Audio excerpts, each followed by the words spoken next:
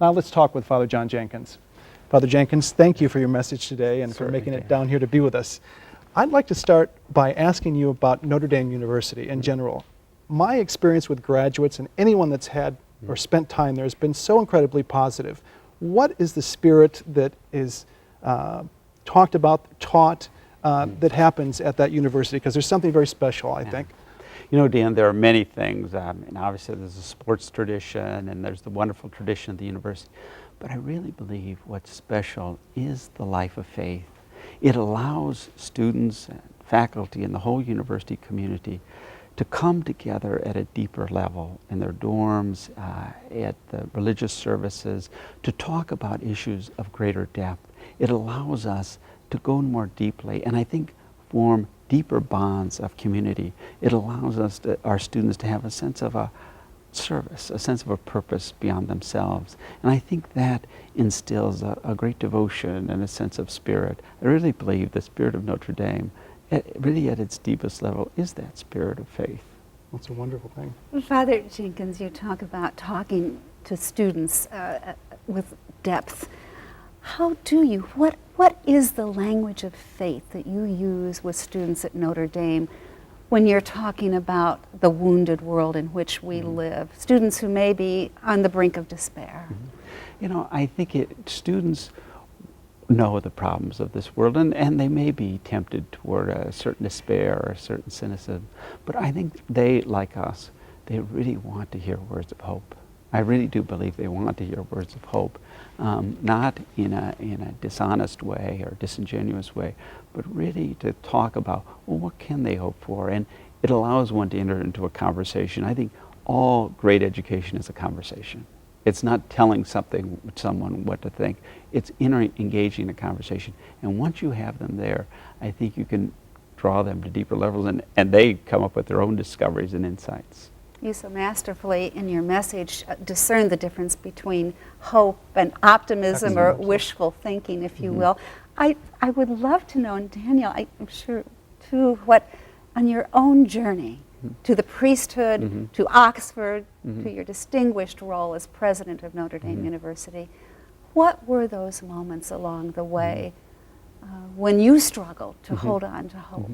You know, when I graduated from Notre Dame, Lydia, and I remember at that point you hit a moment of truth because you sort of asked, well, what am I going to do with my life? You know, I'm through with school, where am I going here? And I thought about many things. I thought about graduate school, but what was lacking in my life is a real sense of purpose. You know, I knew whatever I did, it had to be meaningful. It had to have something that had significance for me.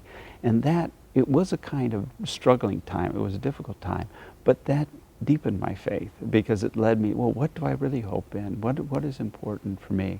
And that gradually led me to a life of prayer, to reflection on my faith. It gradually led me to the seminary and to my priesthood. And I know throughout my life, you, as a priest, you confront many sad situations, death and disease in people's personal lives, and you try to find some way to tell them something that will give them hope. But it's always come back to me to that sense of faith that God draws us to a deeper hope, a hope beyond the immediate, to something transcendent, and that's always sustained me in my life and ministry. You talk about hope as being very intentional and conscious as well. It's something of action versus sitting back. Would you want to speak a little bit more about that? Yeah. I do think, I mean, sometimes religious people are portrayed as sort of having this pie in the sky view and everything's fine, everything's bubbly. I don't think that's true. I think genuine faith sees the world as it is, and it doesn't, there's no veneer or mask of all the suffering in the world. It's precisely because you can hope in God's power that you can look at the suffering without blinking in a way, to unflinching gaze, and that precisely that can lead you to action. If it doesn't lead you to action, something's missing there, because it just commands us to respond. Not that we're going to solve all the problems of the world, but we can do something. And if we don't respond, it is, as I say, it does become a sort of pessimism that just despair. You said that faith without action is no faith at Yeah, all. I think Let's talk more about what constitutes authentic action. I mean, who do you point to today in the realm of people of faith you're in touch with, you know, who are living out their faith with authentic action? And who would you call as examples for students, I guess, in that conversation as well? Yeah, there are so many people who in such powerful ways live out that life of hope, that life of action. I mean, I could name Mother Teresa, or I could name a Martin Luther King, but I really believe that for each person it is their personal calling, how they will respond. And I think working on 30 Minutes, as you're doing, is one response to spread the word. I think for some, they're doctors, and very dedicated doctors who really care for their patients. For some, they're lawyers. For some, they're business people.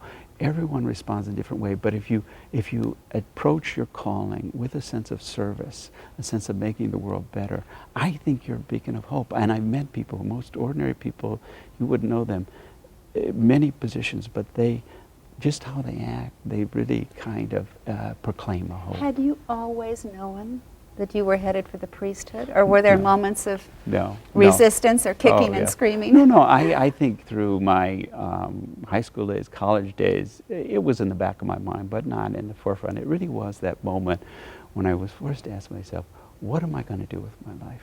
You know, here I am, I've had a great, what am I going to do with my life? That God gradually, not right away, gradually led me to this life. And, you know, I knew, as I said, I knew I wanted a meaningful life, and I've been richly rewarded. It's been a very meaningful life. Your book on Thomas Aquinas, give us a little bit of that. I mean, Thomas Aquinas must have been a huge inspiration in your pursuit of philosophy. Yeah. You know, what I love about Thomas from the first time I read him and up till today is that on one hand, he is a thinker committed completely to reason. I mean, if you read his works, there's just a clarity of argument and reasoning that is so impressive. And at the same time, he believes that reason can't get us to God, that God transcends our understanding, transcends our language. And so there is this wonderful combination, I think, in Aquinas of reason and mysticism, of a commitment to thought and faith that just seems right to me. I mean, it's always seemed right to me, and it still seems right to me, that is the kind of heart of a life of faith. Well, Father Jenkins, we are just delighted that you've been able to join us today to come down from South Bend, and we wish you all the best in your position, and thank you so much for being here.